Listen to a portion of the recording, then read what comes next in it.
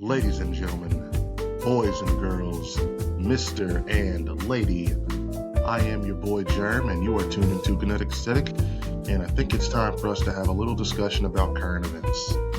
Now, I have not been touching on too many of the current events that have been happening in the world lately. There's been so much other things I've wanted to talk about, but based off recent events, based off recent headlines that have been coming across my little news ticker, I think I've got to take a little time to explain this Iran situation, have a little chat. Now, before I get into it, I want to make sure I tell everybody, like, follow, subscribe, do whatever you have to do to stay in tune, to stay up to date on Kinetic Aesthetic drops. It means a lot to not only me, but it just means a lot to the world.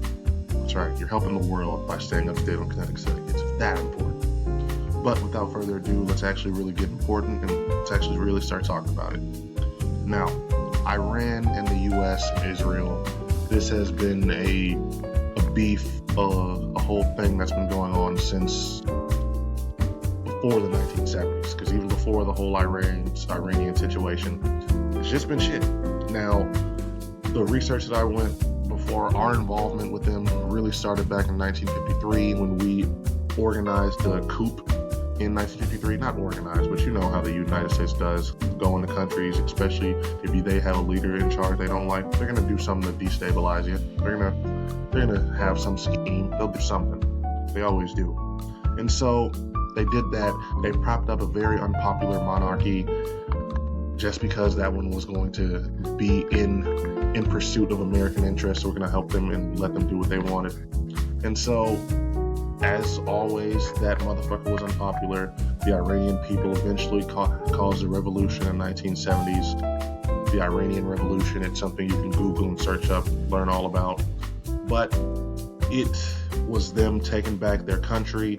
They turned it into more of a religious Muslim state, and a lot of the protesters, the people that were unhappy, they blamed the United States and they blamed Israel as these foreign powers that were influencing their country and causing them to be in these fucked up situations.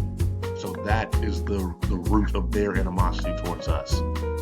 Now, this led to the Iranian crisis hostage situation happened during the Olympics, where they had a whole bunch of American people being held hostage, and that situation was crazy within itself. Again, I'm not going to necessarily go over that whole situation. I'm just going to let y'all know right now, shit got bad, and it led to a lot of hostility and tensions between the United States and Iran. Now, it was just left at that. There was just a lot of dislike and a lot of, fuck them niggas on that side for a while. And it wasn't until the early 2000s when things got noticeably more just like throwed and just fucked up, because that was when it was discovered that they had a little secret nuclear program that clearly wasn't going to fly.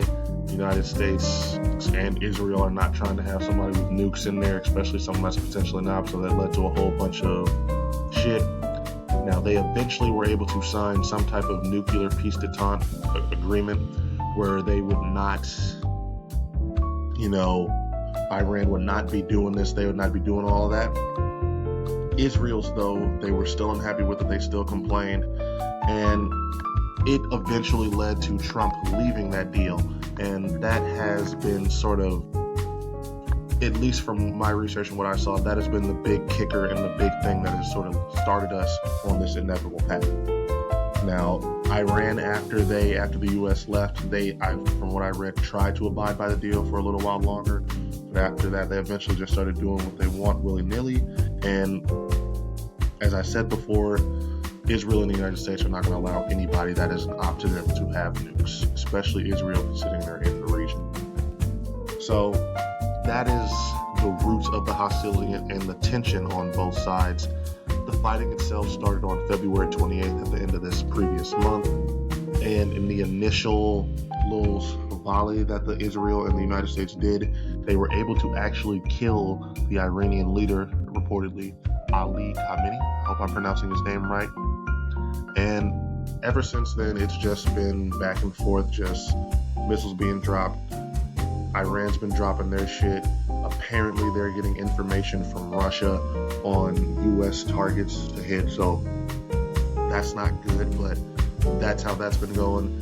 There was even a bomb dropped in Dubai, close to their airport. A whole bunch of rich motherfuckers, and after they got hit by it, they shut every plane down. So a whole bunch of rich motherfuckers are stuck in the region right now. Hilarious. Not going to wish death on them though. And that's pretty much where we're at in terms of the things that are going on right now. In terms of my thoughts and my opinions on it, listen, I am of the firm belief that if we don't need to be going to war with a country, if we don't need to be, I don't understand why we had to strike with them. I don't understand why this couldn't have just been an Israel thing. But when I say that, we all know that pretty much an Israel thing is a United States thing. Just based off the way all of our politicians are bought by them, AIPAC just in the 2024 election was able to win about, it was a ridiculous number, about 322 seats, and that is like half Democrat, half Republican. So it really doesn't matter what side you're on. At this point, most of our country's politicians and leaders have bought the Kool-Aid, and that is just the state of affairs. It's to the point now where you don't have room for anybody to show any type of thought to the contrary. If you are not pro-Israel, if you are not supporting the Zionist movement, you are literally going against core American values, and I think that's sort of fucked up.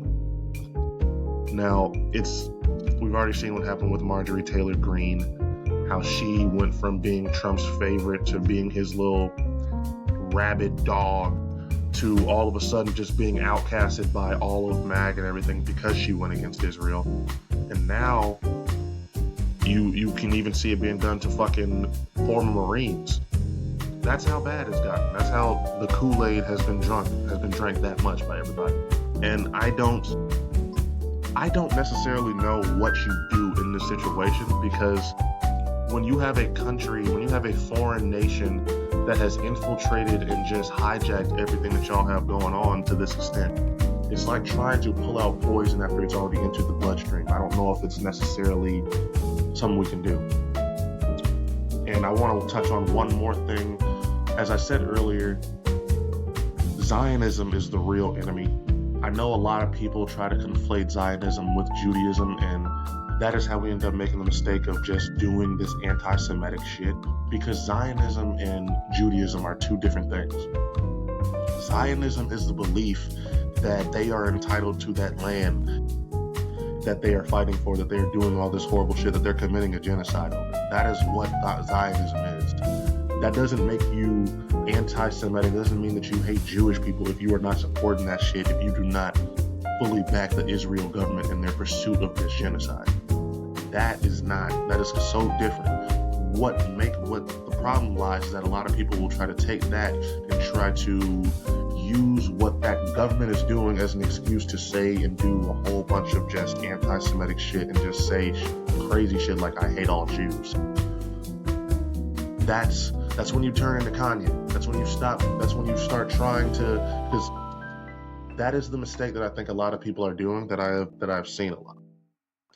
I'm not trying to tell anybody that, like, again, I'm not trying to tell anybody anything. All I'm trying to say, they're two different things. Don't conflate them. Don't end up like Kanye. Don't be out here saying stupid shit and just parroting stupid ideas. Make it very clear, and you have to be very honest and open about what you are saying and who you're against, because that is the way they've been able to skirt under the rug, pull wool over motherfuckers' eyes by calling certain shit anti-Semitism, when in reality, we're just not fucking with you going out here and killing all these people and taking away their land. That is the playbook. That is what they do, and you have to make sure you stay awake to it. The United States and Israel, at this point, like I said, they're an extension of each other. Their playbook is to go into countries, go into areas, go into neighborhoods that they don't like, that have people that they don't like, undesirables, and they're going to do what they can to systematically replace them, eliminate them. And they start by destabilizing countries. They start by putting motherfuckers in a position where you think that there's a whole bunch of uprisings and just unrest because of their own causing. That's why when you see shit going on, when you see Trump coming out here and telling the Iranian people they need to rise up and revolutionize, he doesn't actually care about the Iranian people. They don't give a fuck about actually supporting them and helping them have more of a promising future. All this is about getting them to be unstable so that it's easier for them to come in and clean up and take care of shit.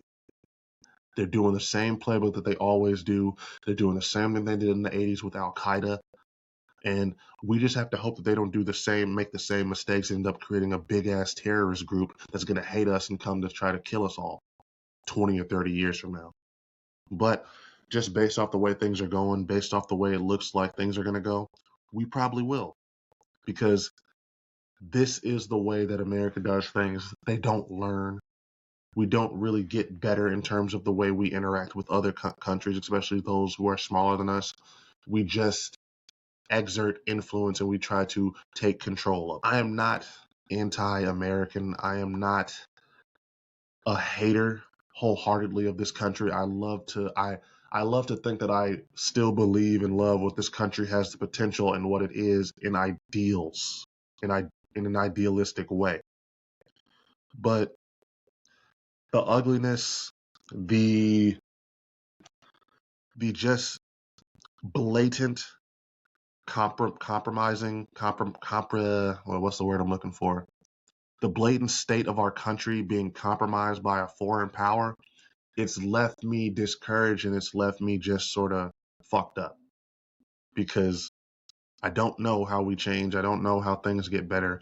And I don't know how you regain our trust, the people's trust, after we are able to see just how corrupt and fucked up things are.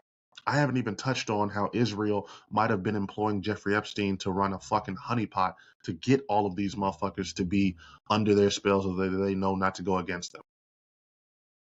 There's so many different ways where where Israel has really just shown that it has got us by the balls that I don't really know what else to say to y'all without really just linking y'all or making myself sound like a crazy conspiracy theorist. Things are fucked. The country's fucked. And we just have to hope that we're not going into World War III right now. That's all I got for y'all, though. I just want to touch on Israel and all the things that are going on with Iran. I still got another episode I want to talk about because I'm not done with Israel. I literally just recently found out about how Zeus, the same network that shows baddies and all these other shows, is run by a nigga that has connections to Israel. So that is a whole can of worms and something I want to touch on in itself. But like I said before, this has been Kinetic Aesthetic. This has been your boy Germ. Make sure you like, follow, subscribe, do whatever you have to do to stay tuned into us. And y'all just continue to be good people. This is your boy Germ. I'm out.